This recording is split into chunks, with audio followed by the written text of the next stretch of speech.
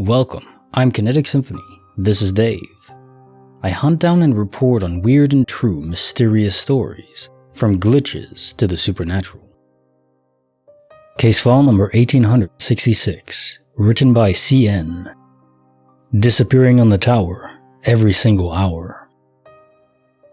About 13 years ago, my husband and I, and my two youngest, twin teens, drove from Arizona to California for a long weekend at the Disneyland California Adventures theme parks.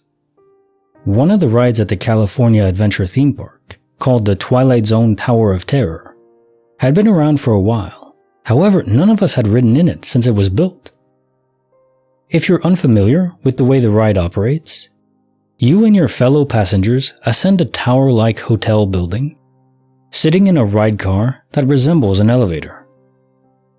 And after many twists and turns, you reach the top of the ride. And then there is a final, scary drop to the bottom of the tower. At the moment of the final drop, a photo is automatically taken, showing all the terrorized people in the car. The photo can be purchased at the gift shop after the ride. So, on to the story.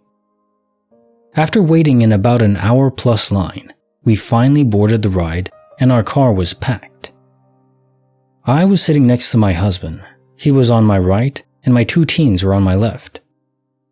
Again, there were no empty spaces. The ride car was full.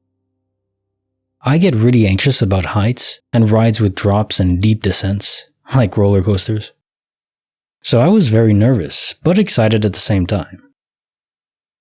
When there are deep drops, I can only close my eyes, clench up, and try not to scream the entire ride into rubble. So the ride is getting to the final point where I know the drop is going to happen. I tense up as always, terrified, but ready as I can be for the inevitable fall. It happens. We drop. I clench up, grasping my restraints in a death grip, close my eyes. My radioactive fright caused me to scream all the way to the bottom. Finally, the ride is over and we get out. I'm a little shaky, thankful to have survived, and we exit through the gift shop where our pictures from the ride are being displayed on a screen. We stroll over to take a look at our picture to see if it's worth purchasing. We find our photo and take a look. Everybody in the picture is immortalized in a terrified, freeze frame of the moment of the drop. Everybody, that is, except me. I am nowhere to be seen in the picture. The spot next to my husband is empty, and then there's my children to the left of the empty spot. There is no other rider blocking the camera's view of where I was sitting. The photo clearly shows an empty seat. I am simply not there. So where in the name of Rod Serling did I disappear to? And let me clear up a couple of things. I am tall for a female, at 5'9".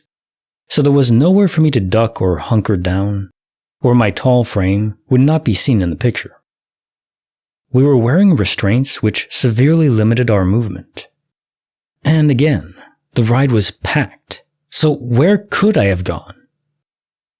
We were understandably shocked and confused over my absence in the photo. My husband, an engineer and one of the most rational people I know, couldn't even begin to offer a possible explanation of this incident. It became a running joke between me and my husband about my having disappeared into the Twilight Zone. 2 years later, my husband and I went back to visit the theme parks, and we once again wanted to ride the same ride, joking about the time before when I disappeared from the photo. We rode, I was as terrified as ever, and after the ride was over, we went through the gift shop to check out our photo, joking about my unexplained disappearance on our first ride. Our joking stopped abruptly as we looked at our photo, and next to my husband, once again, there was an empty space where I should have been. We were flabbergasted. Not once, but twice this had happened. I was completely erased from the photo. To this day, my husband and I have no explanation as to why the cameras on that ride never seemed to see me. Again, with the restraints, my height, and the full complement of passengers, it was impossible for me to duck or dip out of the photo, and trying to do so would likely result in my getting maimed or killed. This happening once was crazy enough, but twice? We've since moved to California and are planning another trip to Disneyland soon. I believe the Tower of Terror has since been transformed into another type of themed ride. But regardless of the changes, I'm not really sure I would want to get on it, because somehow, according to the cameras, I never actually do. Caissance file 1866. Disappearing on the tower every single hour. Okay, I'm trying to think of how this could fit into the glitch boxes we've already constructed on this channel, and nothing fits evenly. In fact, the only thing I can think of, because I just recently watched Mission Impossible Dead Reckoning, I believe was not Rogue Nation, Dead Reckoning, yeah. No spoilers really. There's a character in it that can't be captured by cameras. Everything is distorted. But obviously that's not what's going on here. There's not some AI that is trying to disrupt people seeing your image, right? I mean, unless you have some benevolent guardian angel in the divine technical world. I mean, I guess that's not impossible. Maybe AI is out there, general AI already, and it perceives you as either a threat, but more likely someone to protect. Maybe because you're going to be a guardian for this AI upcoming when it makes itself known. That's a total stretch. Honestly, I don't know what else it could be. Unless like in that exact snapshot, the information was relayed from a different universe, and in that universe you didn't go on the ride.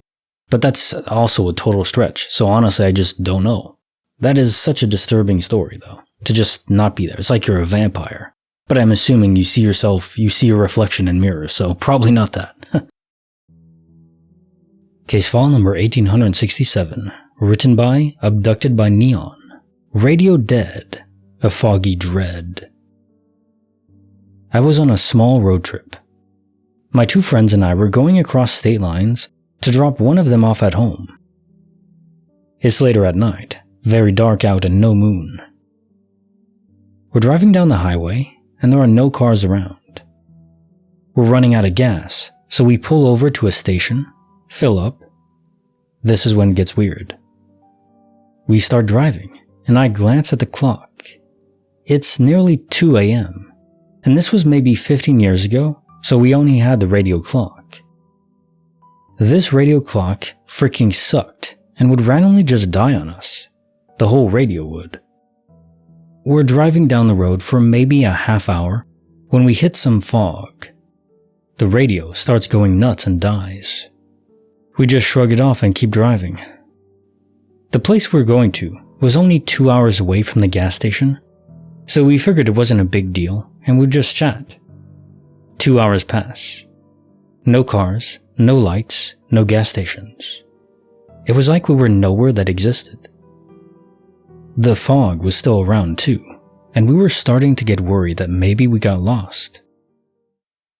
We fussed with the radio some more to try to get it to turn on, but it wouldn't. After another hour of driving, we spot lights in the distance. It was a gas station. Suddenly, the fog lifted, and as we pulled into the gas station, we realized this is the same freaking gas station. The radio turned on as we pulled up. 3 a.m. But we definitely went longer than that. We tried to reason with it. Maybe we somehow went in a circle? Maybe this wasn't the same gas station. We got back in the car and left. But we never hit that fog again and made it to my friend's place in 2 hours. To this day, I think about that and I can't explain it. It was the most bizarre thing that has happened to me. Caissance file 1867. Radio Dead, a Foggy Dread. So this story is easier to explain, generally speaking. We have space-time portals to explain anomalies when on the road, especially when on the road. Sometimes even just walking on the road. However, could a space-time portal, based on how it's situated, and if it's stable, produce a loop? So you cross a space-time portal, it sends you back maybe, 5 miles, and then you continue on your journey because you don't notice it happening, it's so seamless, and then you intersect the portal again until it reaches its finite point where it's out of juice and collapses, and then you continue on your way. The only way that would work though, because you were at the gas station, you went on the road, and you drove away from the gas station. Then you intersected a space-time portal, but it must have sent you back behind the gas station, and then there was another space-time portal, but before the gas station. So you were crossing that one continuously for a few times, until eventually it dissipated, and then you finally just were allowed to continue on the road, which again was behind the gas station now. So this would require 2 space-time portals, and one of them stable in front of you that you kept going in, like the Portal game, really. You know, the game where you shoot portals on one end and the other, and you just zoom out and back in, and so on and so on. Kinda like that. It's just a spatial loop. Wonder if the fog has any relation to that. I mean, normally space-time portals, they don't accompany any weather effects in the real world or anything like that. They're just there, but you don't see them at all or even feel them. Very, very subtle. Now time for the joke of the day. I just burnt 2,500 calories in 20 minutes. Pretty fast, huh? And you know how easy it was? I just forgot to take the brownies out of the oven. Yeah. You burnt those calories alright. The problem is you didn't eat them first, so no value at all. You gotta figure out a way to burn those calories after you eat them, so then you can just keep eating forever. Because that is heaven. Like the video, subscribe, hit the bell. Kinetic Symphony, taking off.